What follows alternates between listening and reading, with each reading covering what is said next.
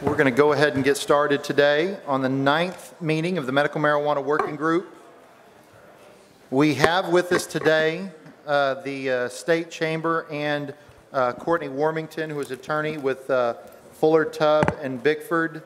I knew Courtney when we were both I knew of you when I was a law student at OCU after you, and then we were both attorneys at Crowe and Dunlevy, so don't hold that too much against her. We are going to, the process we are going to use today is to have both presenters present, then we will ask questions at the end when it's been on the same subject. That's been a more orderly process. Sometimes the second presenter answers your questions. My co-chair have any announcements before we get started? So with that being said, seeing no announcements, I am going to recognize Fred Morgan, President and CEO of the State Chamber of Oklahoma. Mr. Morgan, you are recognized to present to the committee, and I'll let you introduce everyone you brought with you. My name is Fred Morgan. I'm the President and CEO of the State Chamber of Oklahoma. I'll talk a little bit more about who we are during the presentation, but again, I want to thank the committee and the members of the committee for, first of all, serving on the committee, but also allowing me the opportunity to share some of the concerns of the business community. I know that other groups have expressed their concerns, specifically the medical community, and we share some of those concerns, but my testimony here today will be focused more on the employer-employee relationship and what protections and safeguards need to be put in place according to what our members believe. We accept that the people have spoken on this issue, and I think the issue now before us is how do we have the very best regulatory system we can have in this new industry. I think it's important that we have lessons from other states. We can talk about that, and I know the committee is looking at that, but I also think it's very important that we get this right. So our focus, and I think your focus and the public's focus should be on safety for workers, consistency for business, and clear statutory guidance over the playing field. The best regulatory process in the country, I think that's what we should be striving for. Let me also, while I have the podium, let me introduce Courtney Warmington, who is an employment law attorney, who will be making some comments at the conclusion, and both of us will try to answer any questions the committee might have. I'm also happy to introduce Adria Berry, also legal counsel and works at the State Chamber of Oklahoma, and who is responsible, in case I mess up anything, she is responsible for putting together this presentation today. So thank you. Who we are, let me talk a little bit about that. So we are, the State Chamber of Oklahoma represents over 1,500 businesses, and there are 350,000 employees across the state. We advocate for pro-business policies at the legislature and the executive branch and judicial branches. Our interest stems from the concerns brought to us by many companies across the state of Oklahoma about how to handle their relationships with their employers and their employees over this new law. There's, I think, a lot of questions. I think you've probably already heard a lot. We have heard from businesses all over the state. So the states with legalized marijuana across the country have, who've legalized marijuana, have run their programs differently, but there are a few commonalities. Medical marijuana registration cards are used.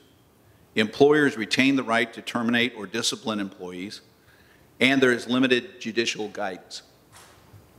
We think these are good things for the committee to consider in their recommendations for legislation going forward. I will tell you there is great consternation within the business community as to exactly how to deal with this. They're used to dealing with employee relationships based on the current existing laws. But this new law creates some very unique questions concerning their traditional relationship and rights and responsibilities. So one thing I just talk about is the lawsuit potential. Due to the lack of clarity along with the language that conflicts with current state law, this new statute makes Oklahoma businesses vulnerable to expensive lawsuits that may or may not be meritorious. The solution is for the legislature to create a private cause of action under the existing framework of the Oklahoma Standards for Workplace Drug and Alcohol Testing. We have also submitted,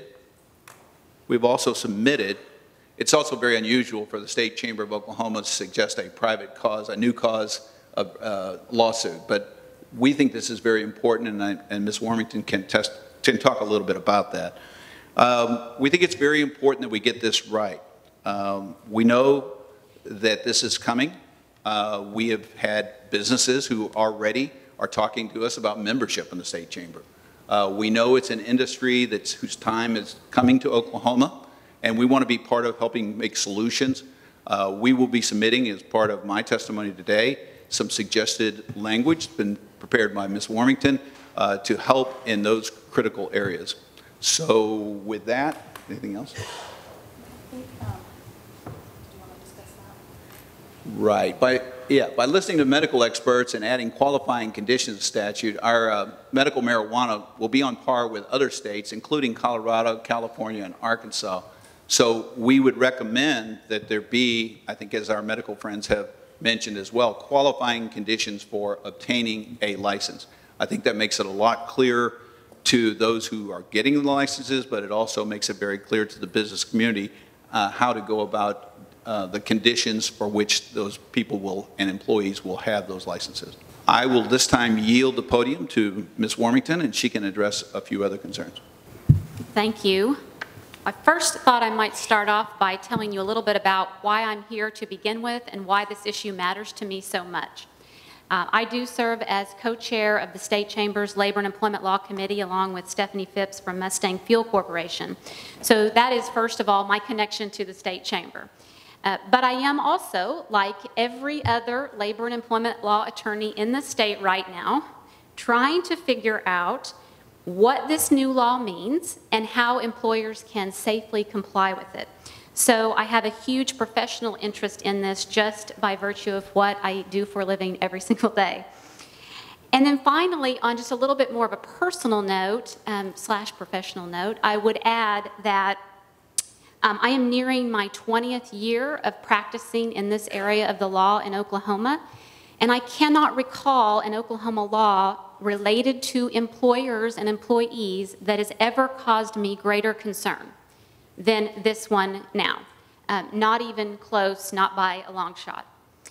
Because for those of us who understand what this law actually means as it has been enacted right now, and how it will actually operate in the real world, it is the kind of thing that keeps a person like me up at night, just to be real transparent.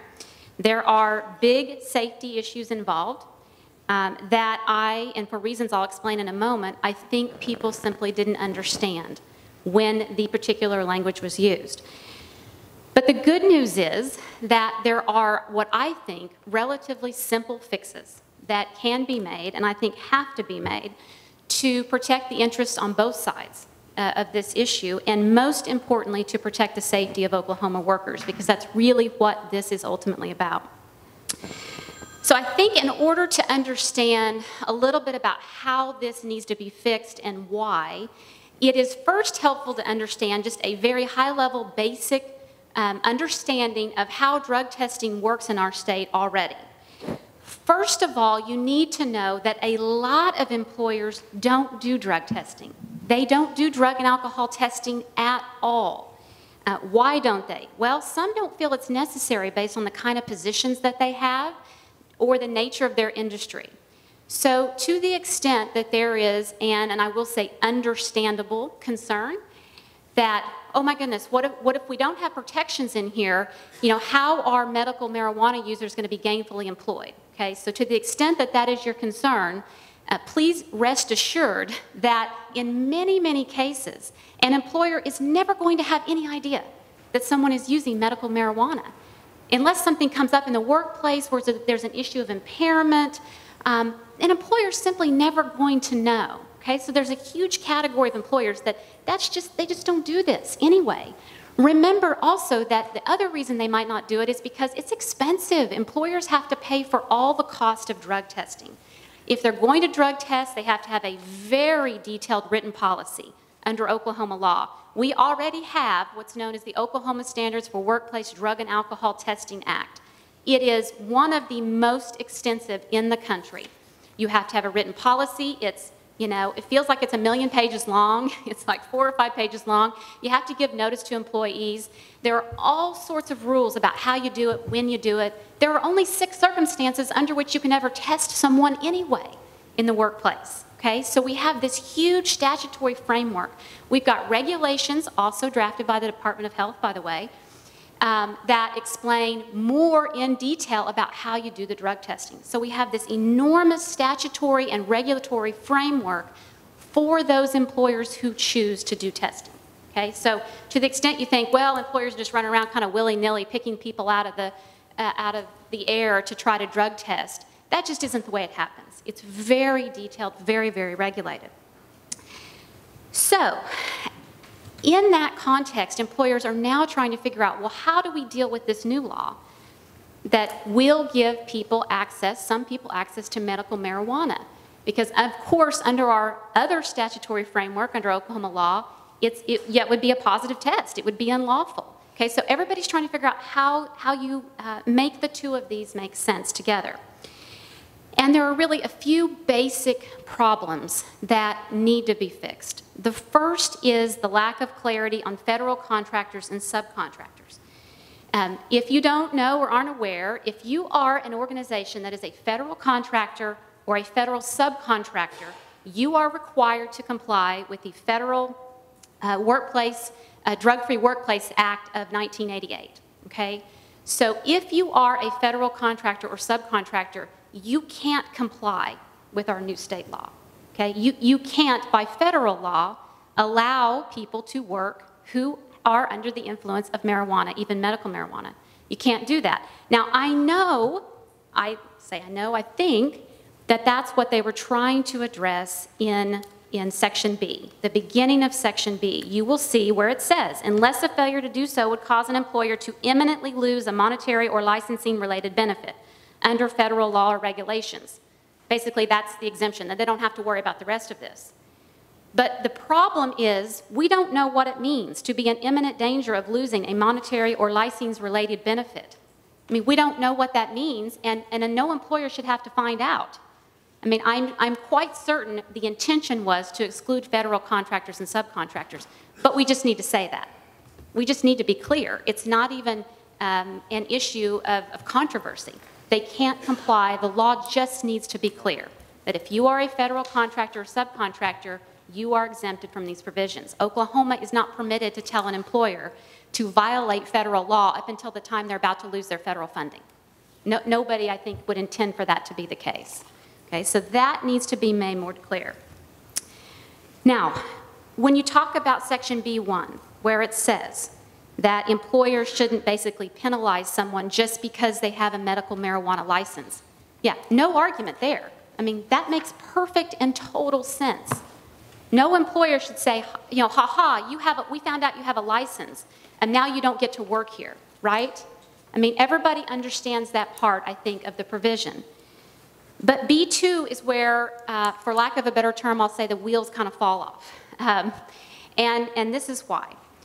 B2, and I am summarizing, but this is what it says. Employers may not take action against someone based on the results of a drug test showing positive for marijuana or its components.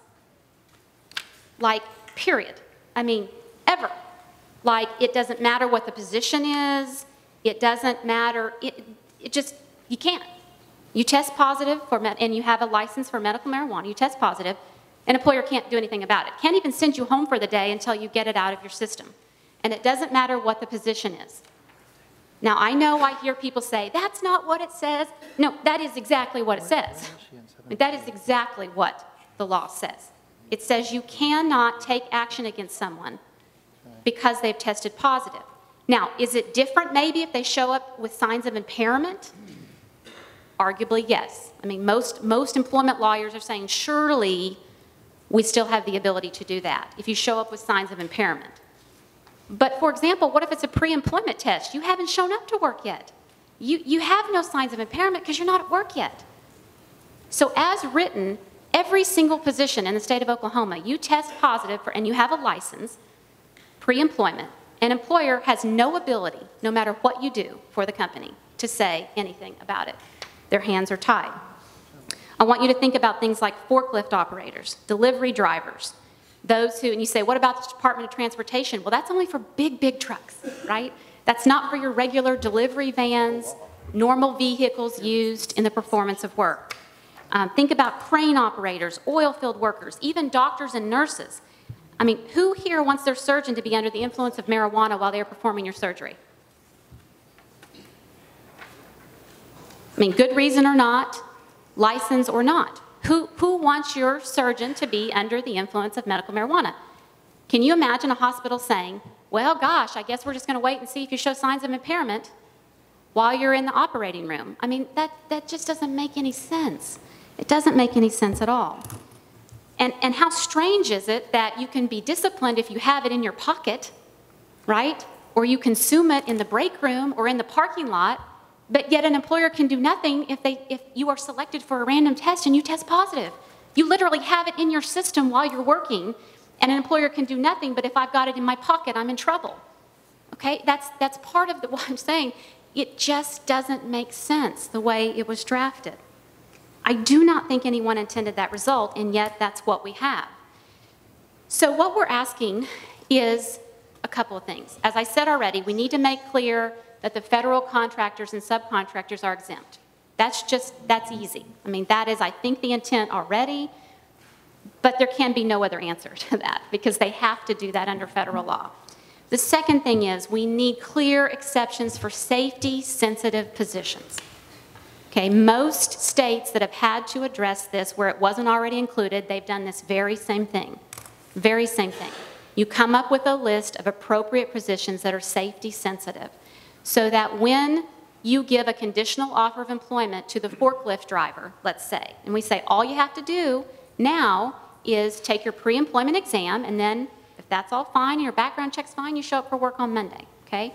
So if you have safety-sensitive exemptions for people who operate heavy machinery, who operate motorized vehicles, whatever it is, if you have that, then an employer can at least say, well, wait a minute, you know, we can't have you performing this particular position under the use of medical marijuana. Now, of course, employers can choose otherwise, too. Doesn't say that you can't put them in a safety-sensitive position, but it says that if an employer has designated it as safety-sensitive, then you can't perform it. There are some positions in the state of Oklahoma you can't perform safely while using medical marijuana. That's just a fact. That's just a fact. Now, as for everyone else who's not in a safety-sensitive position, what we're asking is put it on equal footing with every other kind of lawful prescription drug, right? I mean, why give it an elevated status above everything else?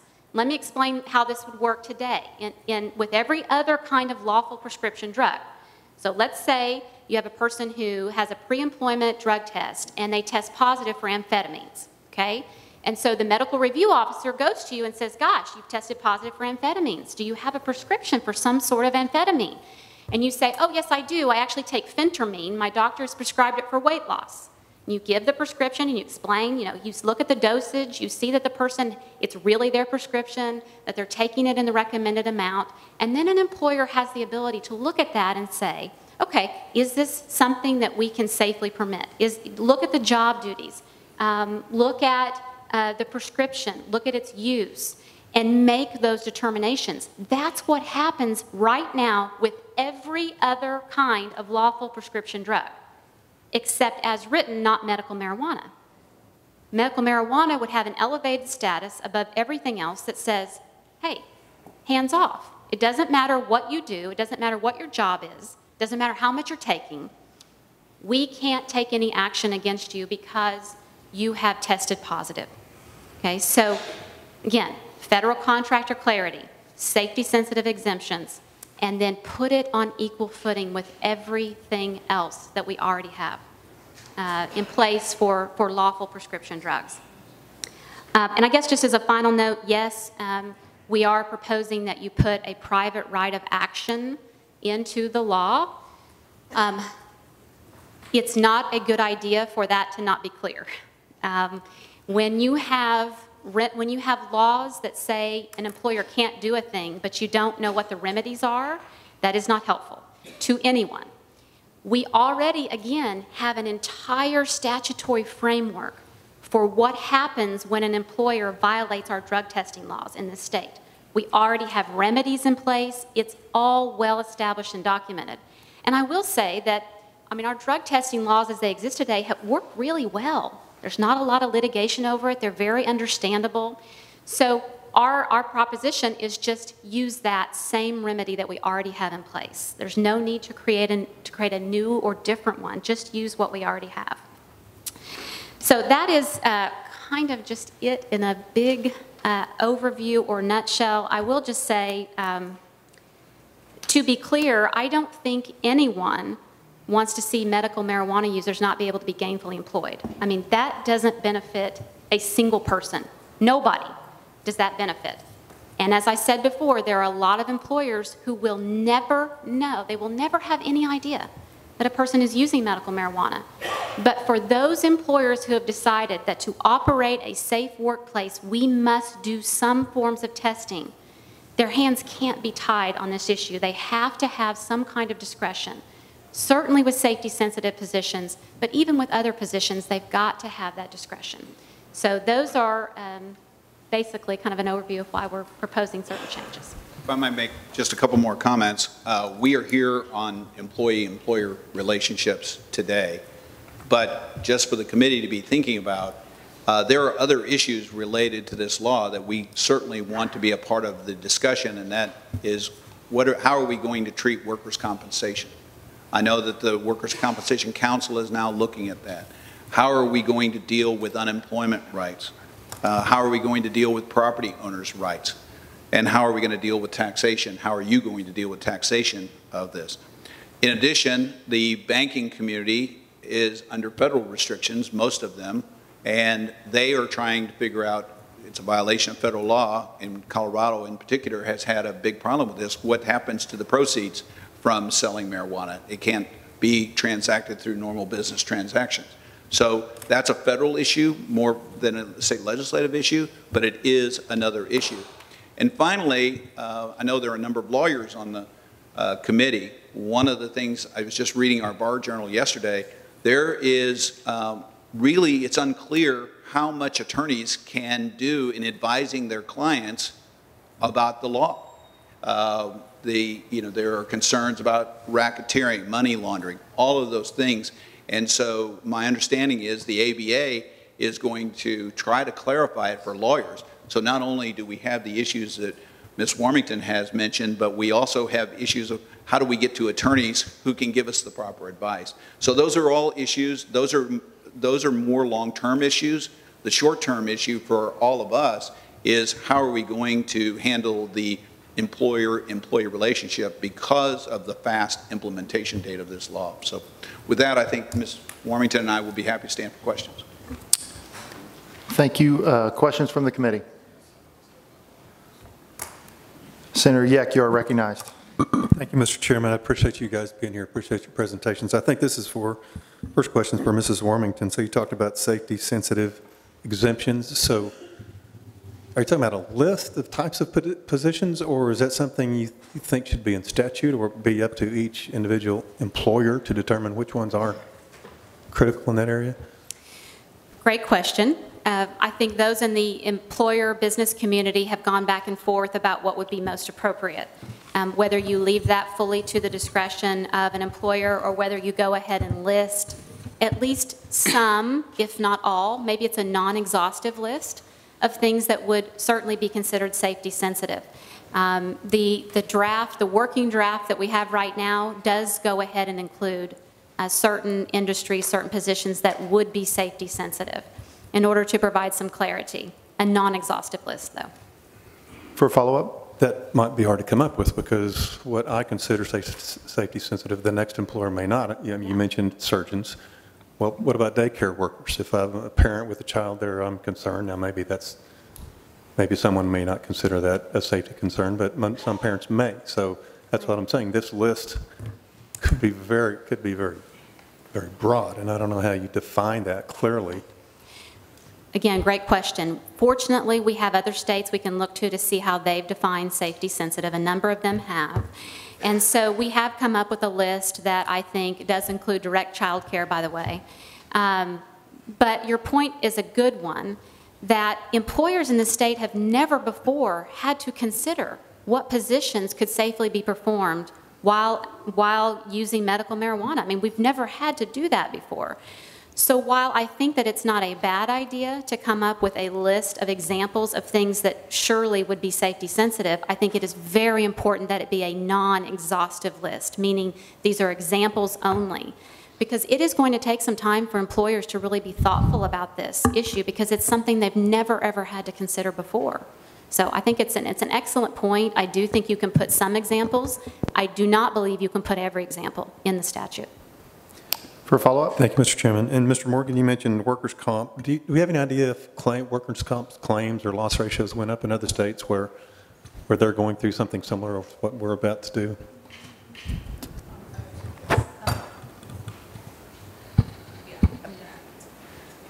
I think we can get you some information from some other states on to answer that question.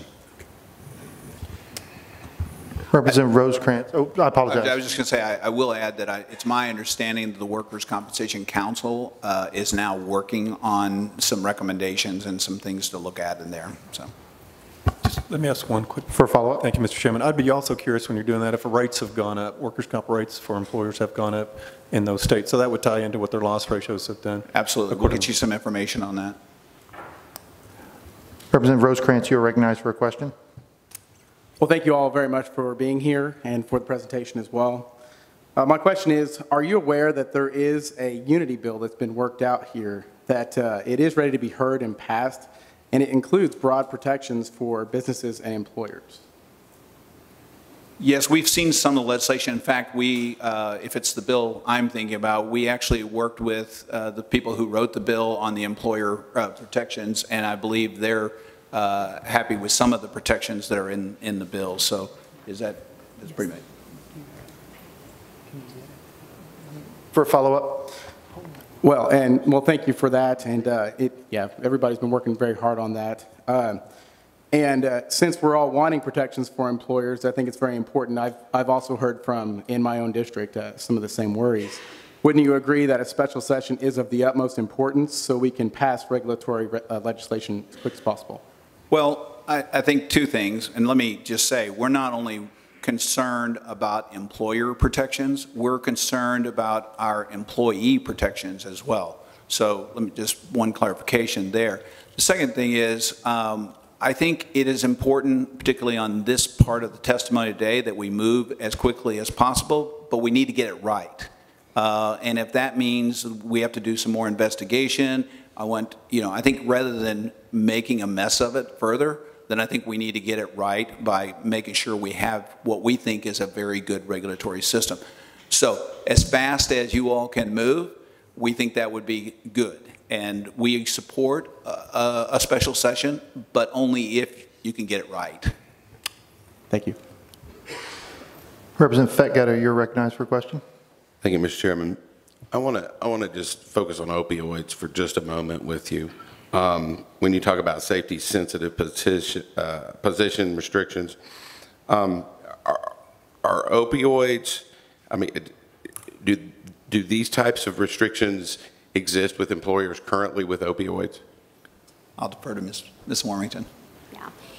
Anything currently that is considered unlawful at the federal level is currently also considered unlawful at the state level, so except for now medical marijuana. So if someone tests positive for opioids, and frankly I'm not knowledgeable enough about opioids to know if there are lawful prescription uses of it. I assume that there are, but it depends on whether whether they have a prescription for it. So it works just the same way as I said in my amphetamine example, my phentermine example. It will be a positive test, but then the MRO talks with the individual and says, well, do you have a valid prescription for this? And then an employer is able to look at it and make those decisions. Okay. For a follow-up? And so being a right-to-work state, tell me what changes with the passage of 788 as far as employers being able to hire and terminate employment at will. Yeah. Well, the at-will employment provisions are commonly misunderstood because all that really means is that you can terminate someone for any reason as long as it's not an unlawful one. And under Oklahoma law now, as this law has been passed, it will be unlawful to terminate someone based on a positive test for alone, at least unless you've had maybe something else that's happened in the workplace where there's been signs of impairment. So that's why the at-will doesn't really give us the protections that we often think that it will, because it just says you can hire or fire someone for any reason, good reason, bad reason, no reason at all, as long as it's not unlawful. Thank you. Representative Loring, you're recognized. Thank you, Mr. Chair. I noticed in your slide, one of the slides, you talked about the need for immediate legislative guidance. And I understand the desire to get things done right. But what dangers, since licenses are being issued right now, what dangers are there for employers and for employees if we wait until the regular session and this goes through the normal process of crafting legislation, which takes months to do? What are the issues that our businesses and our workers are going to be facing if we wait 6 or 8 months before we implement something? Yeah, I'll start off with that, and then I'll let Ms. Warmington chime in. I think the uncertainty of employer rights and employee rights right now is a big factor. We in the business community don't know what we can and cannot do as it stands today. I think that's why we're asking you to provide clarification as to those rights. So in the interim, we are going to have actions that happen by employers and employees that may or may not be unlawful until you provide the clarification of those rights. And so there are, as implementation begins, there is the possibility of lawsuits that could drag on for years.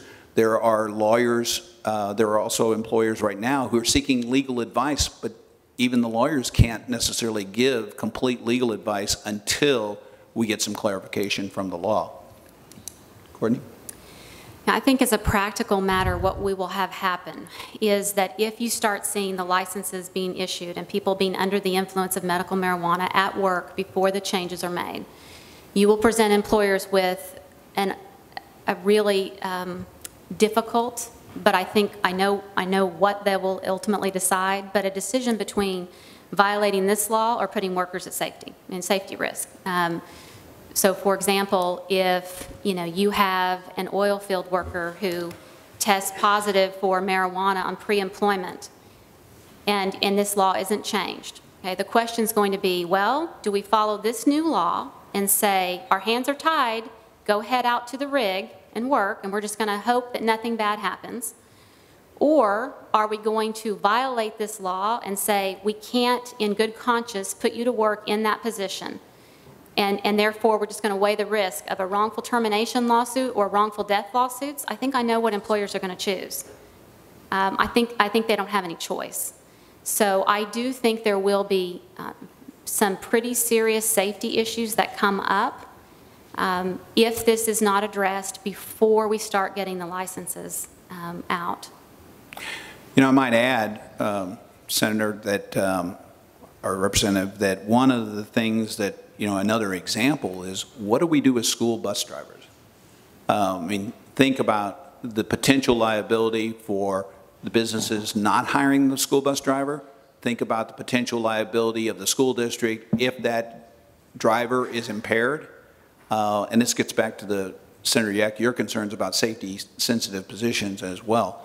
So these are the things that we're all struggling with right now, to see how those relationships should be handled. For a follow-up. So I think I know the answer to this question, but in the interim, between now and whenever it is that we give industry in Oklahoma the certainty that they're looking for, if a cause of action were to arise today, under 788 as it is written, as it exists right now.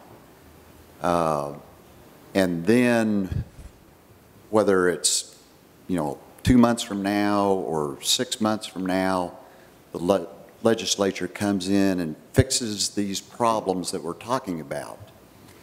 Does that have any effect on that cause of action that arises today? Well, Representative, I think you're a lawyer and you probably know the answer to that question already, but and I'll certainly defer to Mrs. Warmington, but I don't think you can take away that cause of action with future prospective legislation. So I think that cause of action will still exist. Now, the only thing I would say that is because the law is so unclear, that action might not be successful. But for businesses, any lawsuit that they have to work on, defend, hire attorneys is a burden on them. Senator Daniels, you are recognized. Thank you. Could you speak to a little bit about accommodation in the workplace and the interaction of this with the ADA and what your thoughts are on that to date? Yeah. Yeah, this has come up in other states, and as of right now, the majority view is that an employer does not have an obligation to accommodate medical marijuana use under the federal Americans with Disabilities Act. In other words, it's not a reasonable accommodation to have to accommodate what is still an unlawful drug under federal law. But I will say that there is a move toward that not being the case. There are some courts in some other states who, in the absence of clarity in the statute at the state level, are arguing that, well, maybe there is a duty to accommodate someone. So in other words, do you have to allow someone to, smoke medical marijuana on their work break as an accommodation for a disability? Without statutory guidance on that, some states are starting to question what has previously been pretty clear. So that is why and I didn't mention that, and I thank you for bringing that up. That was another thing that we do have in a working draft of the legislation, is just to make clear what an employer's obligations are and what they are not as it relates to accommodation. For follow-up? And are there any states with medical marijuana provisions where medical marijuana treatment is allowed for an injury? I'm not aware of any, but I'd be happy to try to research that and get back with you. Chair has a couple questions. You mentioned during your presentation that, Ms. Warmington, that 788 says that an employer cannot take action, could not fire someone that tested positive on a marijuana drug test. Am I understanding what you said? That is what the language says, yes. Well, I understand you say that, but I'm looking at subsection B2, and it appears to me you're leaving out a key word. It appears to me it says employers may not take action against the holder of a medical marijuana license solely based upon the status of an employee as a medical marijuana license holder or the results of a drug test showing positive for marijuana or its components. So it would appear to me that that language pretty clearly has absolutely nothing to do with whether or not you're intoxicated at work.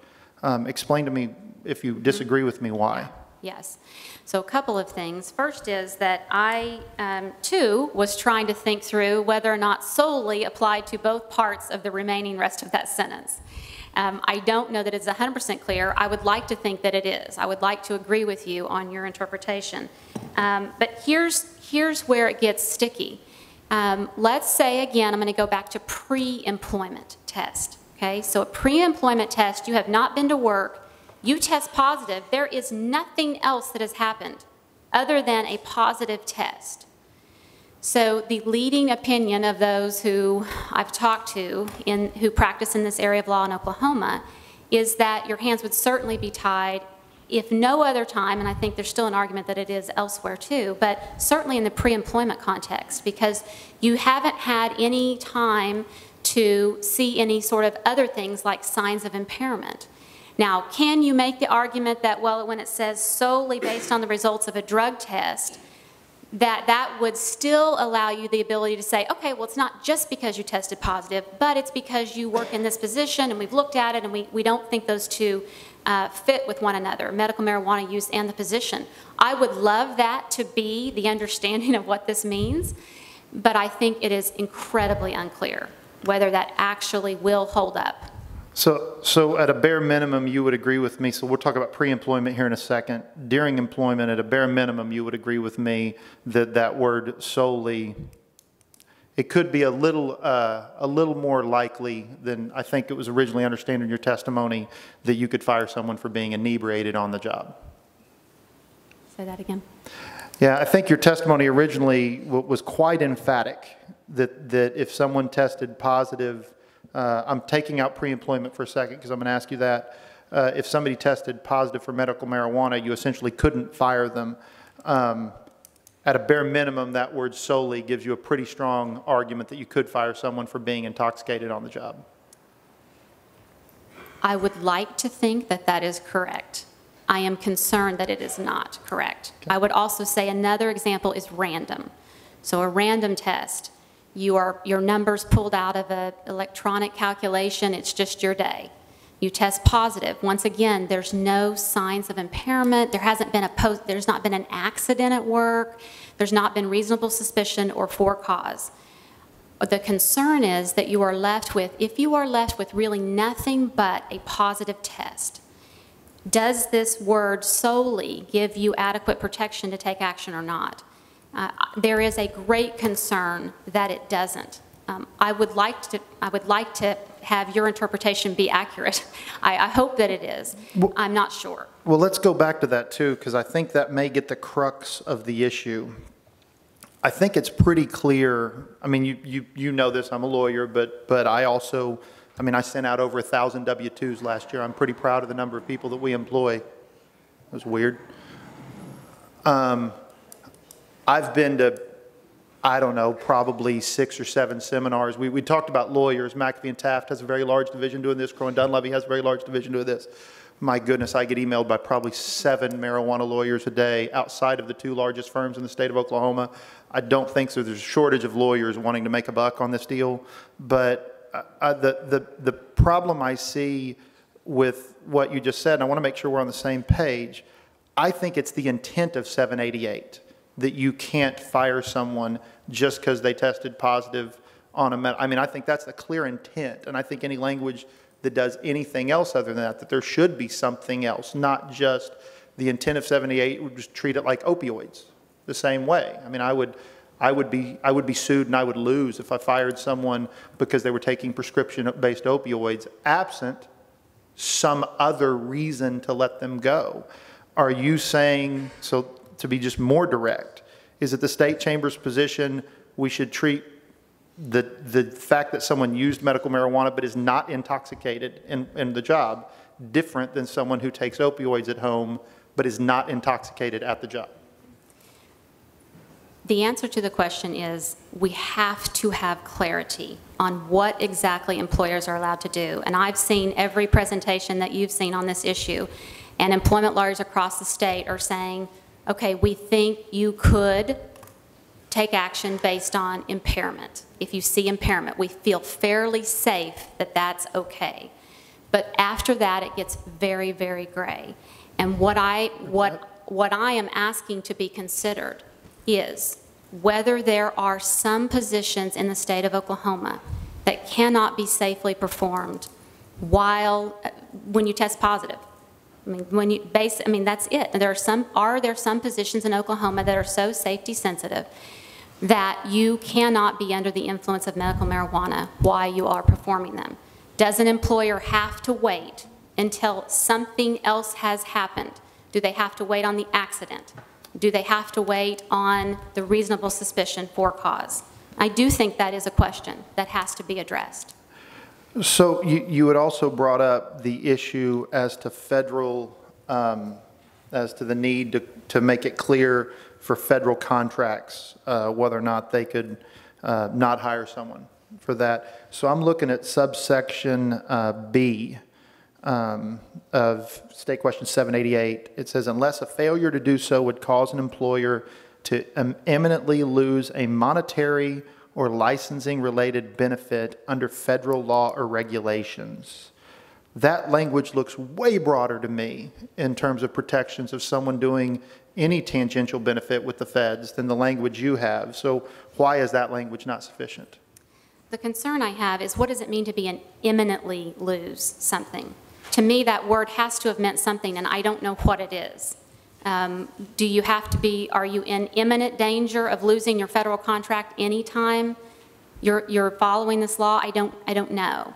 I just don't think we need to be cute about it. I just think if it's federal contractors and subcontractors who must comply with the workplace, Drug-Free Workplace Act, we should just say so. I just don't want there to be any uncertainty for employers. And I will tell you, it is a huge bit of uncertainty right now. Every employer I've talked to that has a federal contract, they look at this language and they say, well, I think we're probably okay, but we're not really sure. And so if the intent was, as I think it was, to exclude, and maybe it was broader than that, I don't know. Maybe the intention is broader than that, but I just want some clarity on who is actually exempt and who is not, because I'm hearing feedback that federal contractors aren't really sure. Thank you. So, and on the topic of a special session that's been brought up several times, and you had talked about it, but just to make the State Chamber's position clear on a special session, I just think when my colleagues say special session and you guys say special session, we're not necessarily saying the same thing, so I want to make sure everybody's understanding. On as early as September 4th, 2018 at 12:02 p.m., when you talk about special session, you're talking about either one, delaying implementation of 788 if we don't get a regulation that we can, so can we make that clear? Yes, that's very clear. If we can delay implementation, it will give this committee and the legislature time to be able to put this regulatory scheme in place. If not, we would like to see the legislature move as quickly as possible to address the concerns we raised today. And for my final follow-up, so just thank you for that. So I've asked what I think are kind of mean questions, so I'm going to ask a nice one. You guys did try to work diligently with both myself and others to get some of this language agreed in the Unity Bill. I just want to make sure everybody knows that. I'll ask it in the form of a question, but wouldn't you agree you worked very diligently to try to reach compromise? We have, and to go even further, we were talking with the legislature prior to this question on the state question, because we knew that there were going to be questions surrounding it and knew that it would be difficult to move as quickly as the state question was going to implement this law, that we needed to put something in place, and we've urged the legislature to do that in the past. But yes, we have worked with the marijuana proponents to try to put together a bill that we could all agree on, and I think we've made a lot of progress on that. Thank you. And Mr. Co-Chairman, I believe you had some questions.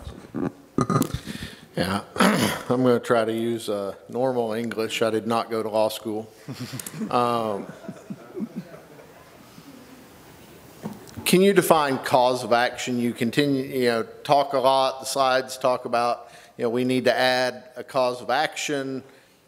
Can you tell me in somewhat plain, I have a religion degree language, what that means? Yes. So if you don't say what the cause of action is or the remedy, if you don't come up with the remedy and it's not clear, then essentially we believe a court would be open to say it's what we call a public policy tort. That's kind of a claim that you have when you don't have anything else. And it has a lot of issues associated with it, not the least of which is unlimited damages. So what our proposal is to just use the remedy we already have in our state's Drug Testing Act. And so it there, just to kind of go over it in general, I mean, it sets time frames for bringing a cause of action. You've got 1 year if you think an employer has aggrieved you in some way over the drug or alcohol testing. It has standards for what you have to prove in order to make a claim, and it says exactly what the damages are. So I don't know if you want me to get more specific about what the remedies are, but essentially the idea is it is actually better to just say we're going to follow the rules we already have in place as opposed to not having any sort of remedy whatsoever.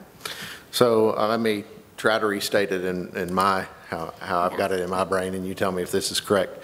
So currently, basically, if someone wants to sue, so an employee wants to sue an employer because their marijuana rights have been infringed upon. There's really no guidebook to how that works, what that looks like, what damages could be. It would all be completely up to judge, jury, whoever's going to decide this case, and there's really no structure around it at all, whereas in most of our legal system, if you're going to sue me for X, then we kind of know the box that fits in. We don't have the box. Is that? That is correct. Okay. Thank you. That helps. For a follow-up? Please.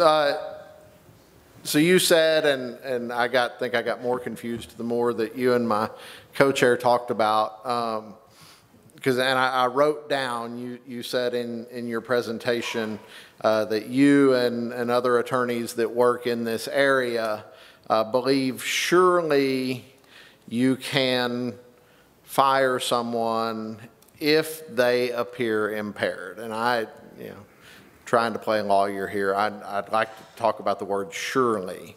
So that's not 100%. That is not really defined in law, but we think that that's the way a judge would rule if it got to a judge. Is that what you're trying to say here?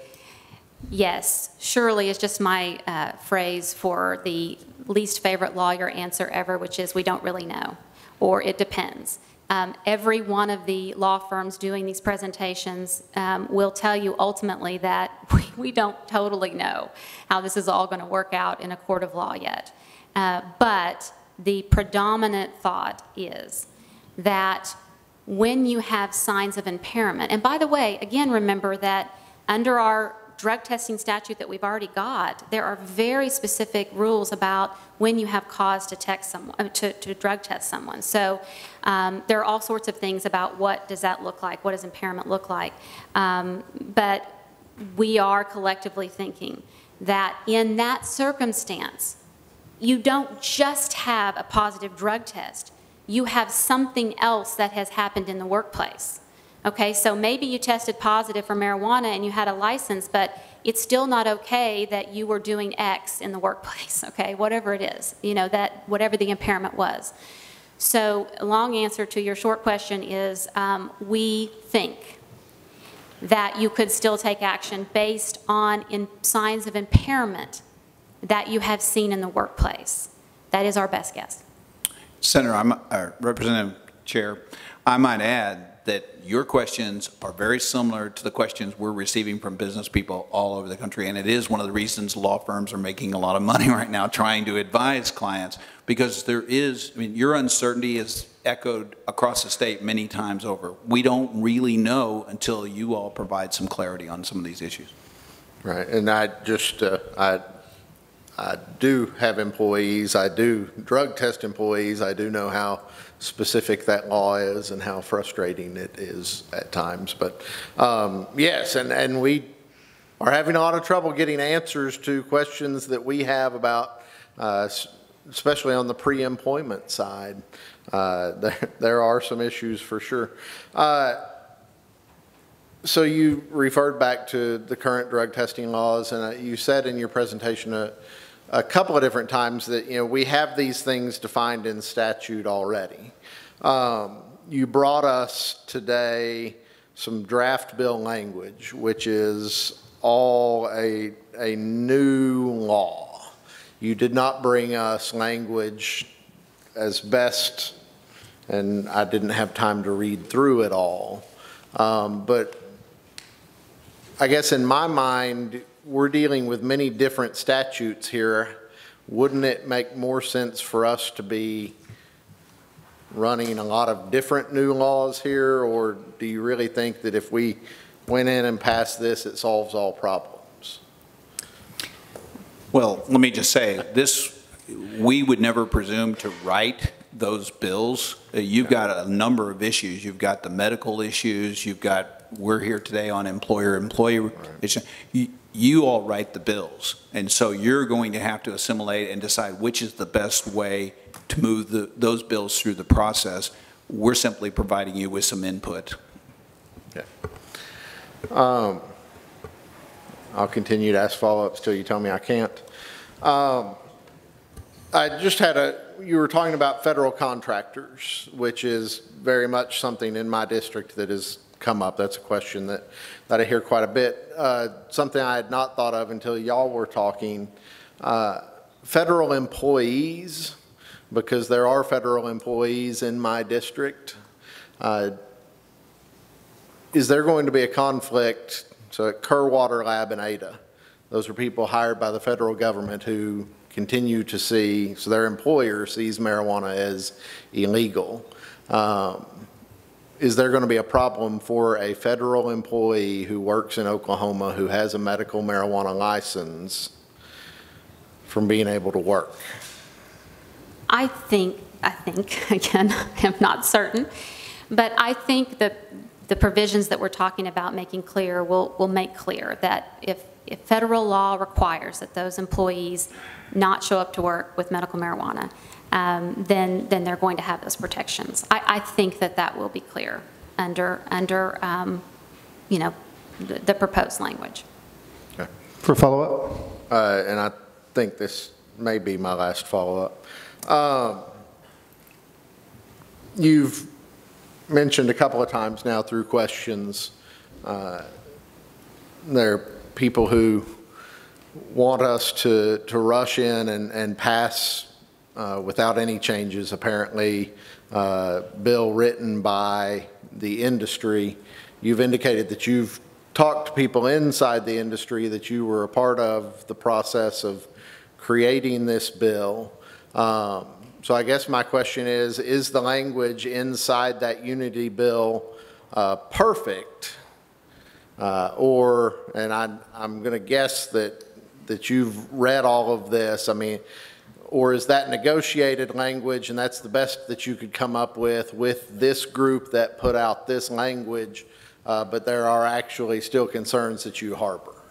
Well, I would just say that bill is very broad and comprehensive. We're here to address the employer-employee relationships. We think the language we submitted today should be fairly consistent, if not completely consistent, with that language in that bill.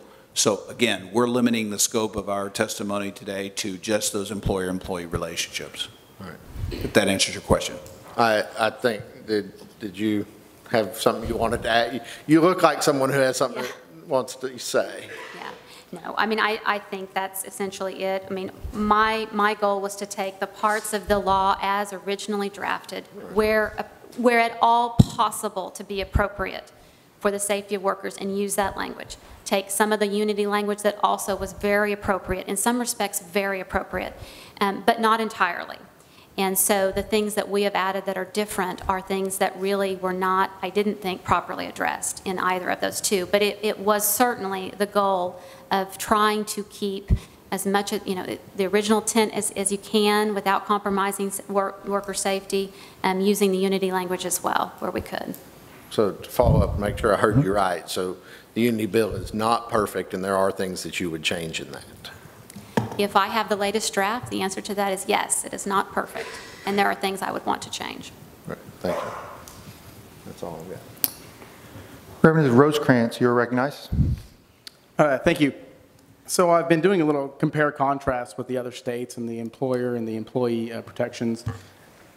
From what I see in the Unity Compromise Bill, and compromise is, I think, the important word, the key word there, it's pretty restrictive, to be honest with you. I think it really does cover a lot of what you've been asking for. I'm not going to go word by word. I, too, am not a lawyer. I don't want to just, repeat it back. But it looks like everything that you've been asking for in the presentation has been covered in the Unity Bill. Would you agree with that? Well, I think Ms. Warmington just said that it hadn't, but I'll let her speak for herself. But again, you all are the lawmakers, not us. So when we were talking with the Unity folks, and I think those negotiations were in good faith, and I think they were carried out very professionally. It was so that we could provide a united front to come here. At the end of the day, you all write the laws. We can say that we support what you write, and we can give you information, educate, and even if you ask us to, draft. But it's still your responsibility to draft those bills. And I think Ms. Warmington said that there were some concerns of things that weren't included in the Unity bill that we would like to see. For follow-up? Seeing how it's of the utmost importance, once again, to make sure that we get this right, it's going to continue on. I mean, the implementation is going to happen of 788. So, I mean, there's nothing we can do to stop that. I think that's why we've been calling for a special session. I know people are saying we're pandering, whatnot, but I think it's really important that we do get something out there, and then we could tweak it later on. Would you agree with that? Well, we know this is a sensitive political issue between both parties. What we've said is employers need protection, employees need protection now.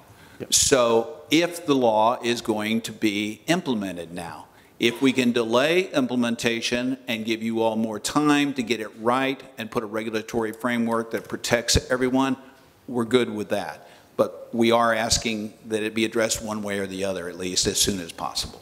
Thank you. Senator Paxton, you're recognized. Thank you, Mr. Chairman. Mr. Morgan, I'm going to just go off the beaten path a little bit, and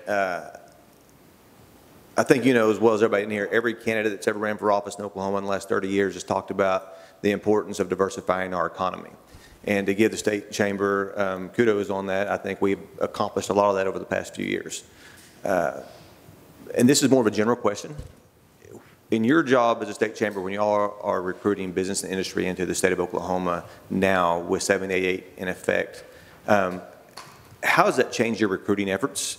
And how's it, I mean, a state that has not legalized marijuana in any form versus states that have, nationwide, I think there's a pretty good, maybe look at other states and how that's affected, say, Colorado. How's it affected them to have the marijuana laws they have when business and industry is looking at relocating?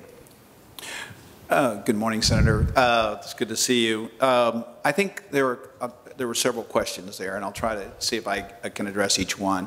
One, we have not actively sought to recruit members to the state chamber in this industry, particularly with the lack of clarity within the industry.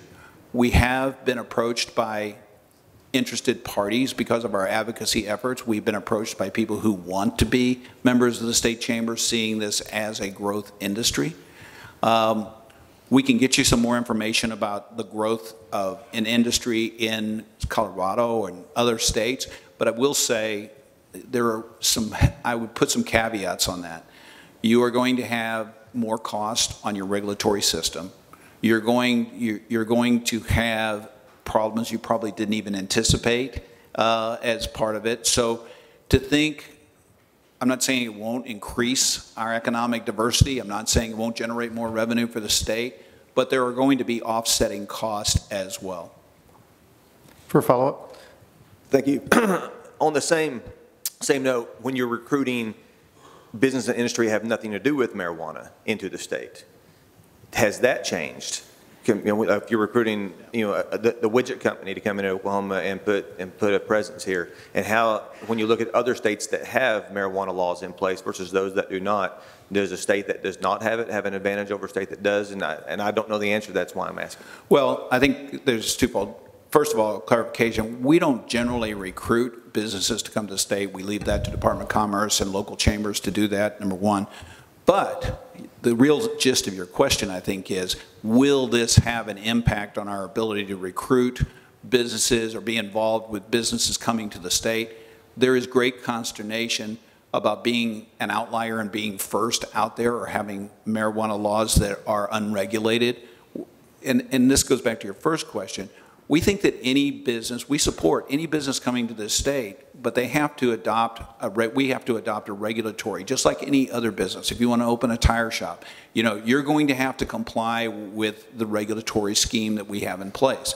what we want to make sure is for this industry, there is a regulatory scheme in place. And I think because of that, we now have, I think, 30 states that have legalized at least medical marijuana. And so we're getting more guidance as we go along. We're getting educated as to what the proper restraints should be, the regulatory system should look like. And so I think we're getting there, and we will get there. And that's one of the things, even though there's a lot of alarm in the business community right now, I think by working with the legislature and working through these issues, we will get a good regulatory system eventually. Representative Fettgetter, you're recognized for a question. Thank you, Mr. Chairman. This is really just a point of clarification, Ms. Warmington. In your exchange between the chairman a moment ago, I believe he asked, should we treat medical marijuana differently than we treat opioids? And it kind of went back to my question that I was trying to pull out is, are there currently employer job descriptions out there that would restrict somebody from being able to work in that area if they are under doctor's care for prescription opioids? That's what I'm trying to figure out. If we put these restrictions in, have we gone above and beyond what we currently do for those that are under the doctor's care for opioids? I'm just looking for that clarification. Yes, I understand.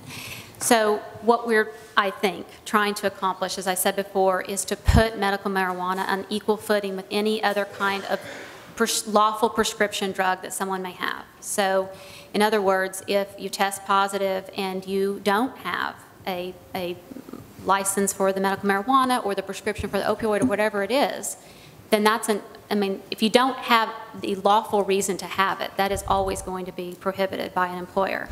But as it relates to something that you have properly obtained, the question then is it currently exist but for what we have here now in this current law? The way it works is the employer looks at the position and has the discretion to say, can you take that, even though lawfully prescribed, may have a great reason, can you do that and perform this position? That's the way it works today for everything except for medical marijuana, which is now raised to a higher level than anything else, and says an employer, and arguably says that an employer cannot take those kinds of things into account. So what we're, I think, hoping to do is at least say it ought to be treated the same way you do any other kind of lawful prescription drug, whether that be opioid, amphetamine, whatever it is. For follow-up. So is the request, though, if I'm understanding correctly, the request was that, potentially the legislature would outline what those job descriptions, what those jobs might be earlier in your presentation? Am I correct that you were asking us, could we outline and be specific in legislation? I'm just using this for pulling this out there. A forklift driver would be a job that would not be suitable for somebody who's prescribed medical marijuana. And if that is the case, if that is the request, is that saying we don't currently have that for people who are prescribed opioids? And that's what I'm trying to drill down. Yeah, I understand your question, and it's a good one. You could alternatively just say, we're going to treat medical marijuana just like we do any other kind of lawful prescribed drug. Period, end of story. You could make it that simple. I think that the sensitivity here is that when you have a law passed by citizens, you're trying to account for what the intent was to the degree that you can safely do that. And so the thought would be perhaps if you could leave some of that original language that was requested, but yet put in some provisions that would at least give the employer community some confidence that we might be able to get something done. But to answer your question, could you just literally say, we are going to treat this the same way we do every other kind of lawful prescribed drug in the workplace? Yes, you could. I think that is just a matter of what the legislature wants to do on that issue. Surely I'm thankful for the clarification. Surely. Further questions from the committee? Oh, Senator Daniels. Apologize, I even had you on the list. Thank you, Mr. Chairman. I have a specific one and a rhetorical one. Are there any, because our law has no qualifying conditions on it, which makes it among, if not the most liberal medical marijuana laws in the United States, do we jeopardize attracting any particular employer to our state because of that, or any who are here now, and any of our federal employers, including our military bases? Have you given any thought to how this could affect those? We've given some thought, and we've also heard information from some of the states. Arkansas is still struggling with developing their regulatory system in their state. I think Colorado still has questions about how to regulate their industry. We have actually been contacted by and discussed the possibility of people who want to get into the business, and they're concerned that they can't get into the business until they know what the ground rules are. So yes, it does have impact of not having a regulatory framework on how you would operate your business in Oklahoma, not only from people not in the medical marijuana field, but also people who are in the medical marijuana field. Follow-up. For follow-up? On that same note, though, so with clarification, it's not your opinion that somebody would not look at Oklahoma just because our law is so broad, but they would want to wait until there's clarification about how they would operate under the law. But there's nobody, is there a chance somebody just say, we're not touching Oklahoma because of its law? Senator, I can't really answer that question, that there aren't companies who have said we're not going to move or expand our plants in Oklahoma because they got this crazy marijuana law. I don't have any information to that effect. One more For follow-up? Thank you. So the rhetorical one, two sides to the coin. We talk about a sense of urgency because there needs to be clarity, and this could result in litigation. But on the flip side, if we move with haste with something very comprehensive and broad without thinking it through, that could also invite litigation, which would then allow the courts to come in and tell us how it should have been written when we want to do that ourselves. Rhetorically, you attorneys, is it true that moving with too much haste could also invite litigation? Thanks, Senator. Good question. And I think I somewhat addressed this in my opening comments. We want to move with haste or delay implementation, but we want to get it right. You're absolutely correct. If we're not careful, we may create more problems than we already have, but there is a lot of confusion in the business community because they're going to have to deal with these issues very, very quickly. So they are concerned, and they're worried about the danger to their employees as well. So yes, we want you to move with haste, but we want you to get it right. And I think we're going to be dealing with a number of issues for a number of years to come. If we end up firing somebody, are they in their marijuana? They have a marijuana license. Is that going to be, grounds to give them unemployment benefits? Is it going to be if they say they were injured on the job and workers' comp? You've got a lot of issues that still need to be addressed. Right now, we're focused on how do employees and employers relationships going to work under this new law. Further questions from the committee? Seeing no further questions, thank you very much for your presentation. Thank you for coming and presenting this committee. If there are no announcements or anything before the committee, we will adjourn. The next meeting will be Wednesday at 9 a.m. Thank you.